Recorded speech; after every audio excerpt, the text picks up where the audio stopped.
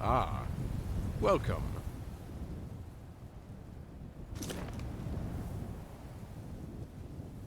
My name does not matter to you. Simply consider me a friend.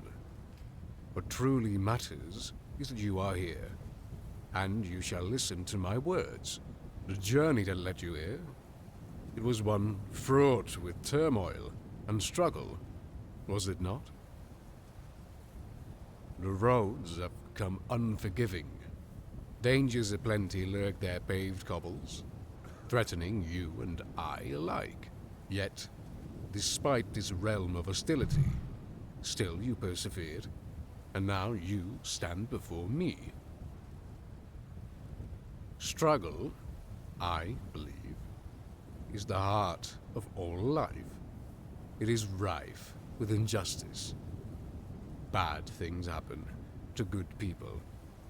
Loved ones shall wither away, and countless setbacks shall be experienced. For many, this may disappoint, and lead them down a road of malcontent and fury at those who wronged them.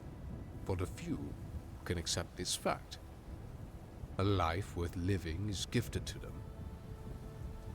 In this struggle, there are brief interludes of clarity, peace, and happiness. Memories that fill the void of despair.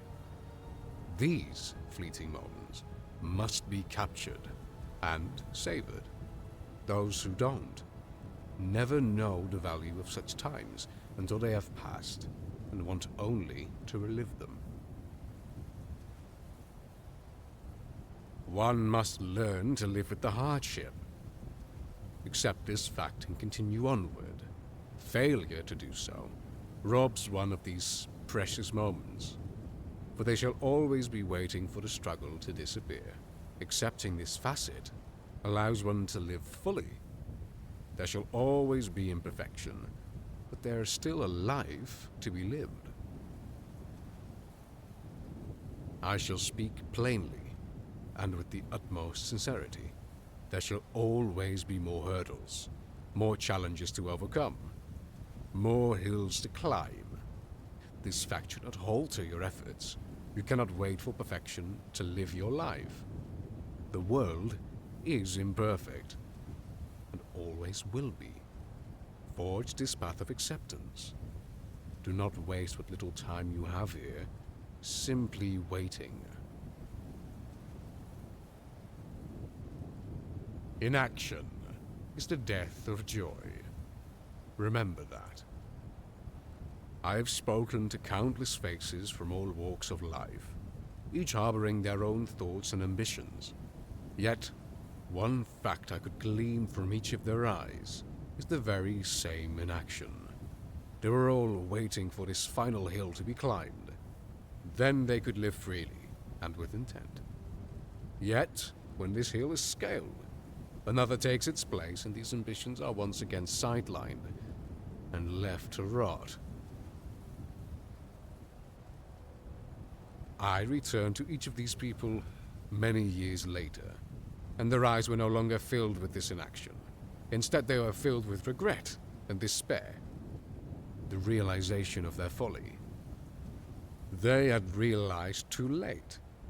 Their inaction had cost them a true life, one filled with countless memories of joy and love. In all my days traveling these lands, I've seen no greater horror than a life unfulfilled, the potential of greatness. Man, mer, and all sentient life cannot grasp the fortune they find themselves in.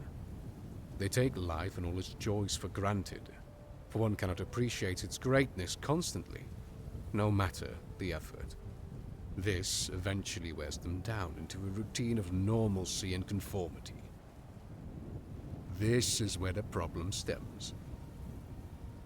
They are so rarely reminded of the gift of life and the magnificent fragility of it all. This compels them into a state of inaction, believing their lives to be constant, despite the possibility of it all being lost.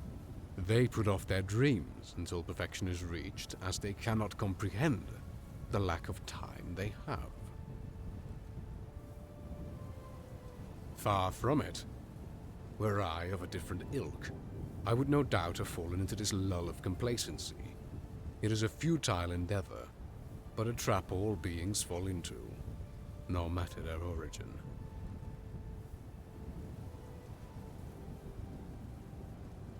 I speak of the gifts all mortals take for granted, to remind all of the fragility of their life, and the joy that can be found within. Each individual deserves this chance, this reminder. But only once shall it be said, for the next time I meet them, it is already too late. The roads shall lead me to wherever I'm needed, and I doubt it shall be with you once more.